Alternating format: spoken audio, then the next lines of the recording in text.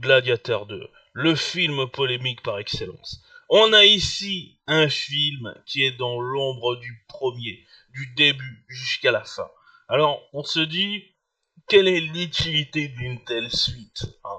Parce que clairement, il n'y en a aucune. Si vous avez vu la fin du premier, vous savez comment Maximus termine, et vous savez que ça sert à rien d'enfoncer le clou encore plus. Eh bien, c'est ce qu'ils ont fait dans le 2. Grave erreur. Alors, pour essayer de surfer sur la vague du 1, ils ont mis des acteurs qui sont un petit peu en vogue à Hollywood, hein. Bien entendu, on a Denzel Washington, on a Pedro Pascal, on a Connie Nielsen, on a un random total, hein. J'ai été voir une critique américaine, pareil, ça m'a fait extrêmement rire.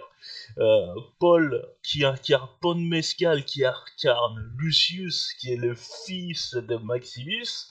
Hein, c'était plus ou moins dit dans le 1, mais bon, il fallait quand on savait pas trop, c'était un petit peu le brouillard. Bah maintenant, on sait que oui, c'est confirmé, Maximus avait bien un enfant caché. Et donc, pour moi, ce film-là n'est pas bon.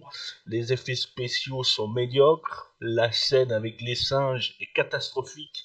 Quand on regarde ce qu'on fait avec la CGI dans la planète des singes et quand on voit ce qu'ils font des singes dans Gladiator 2, ça ne lui donne aucun mérite à la planète des singes. J'ai envie de même te dire que si c'était pour nous mettre de la CGI pareil, il valait mieux faire des combats humains, gladiateur versus gladiateur, ça aurait été plus crédible, ça aurait été plus réaliste, ça t'aurait coûté moins de budget et ça serait mieux passé parce que il y a aussi le fait que quand tu mets trop d'animaux dans une arène, si tu veux, ça tue l'arène, tu vois. Le combat de gladiateurs de base, dans 90% des cas, c'était homme versus homme. Ça sert à rien de nous mettre des rhinocéros, des sharks, des babouins. Ils ont saccagé la licence, tu sais. Comme si en fait, si vous voulez, c'est le 1 avec des stéroïdes multipliés avec un casting hollywoodien où ils ont mis un budget faramineux et ils se sont dit comme ça on est sûr que ça va cartonner et on est sûr qu'on va pas faire faillite.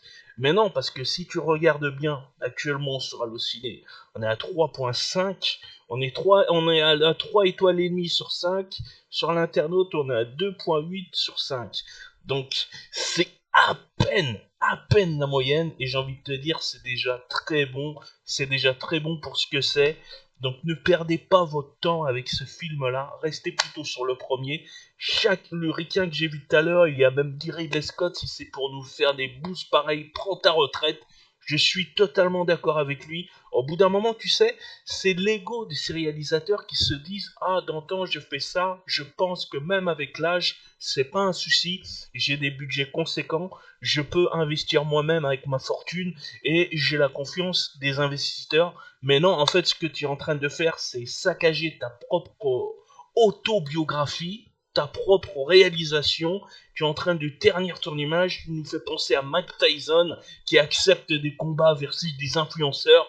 Pour moi, c'est dans le même saut et on voit tout à fait ce film. Ne perdez pas votre temps avec ça. Tout ce que vous faites, c'est engendrer les billets et donner continuité à ces réalisateurs en tout pouvoir. On se dit, tiens, on va faire un 3, on va faire une suite, on va faire un préquel, on va continuer, on va mettre des flashbacks dans le 2 pour bien prouver que ah, regardez ce qu'on avait fait d'extrêmement bon dans le 1, bon bah là on essaie de le faire avec plus de budget, avec des animaux, avec des monkeys, ça ne passe pas.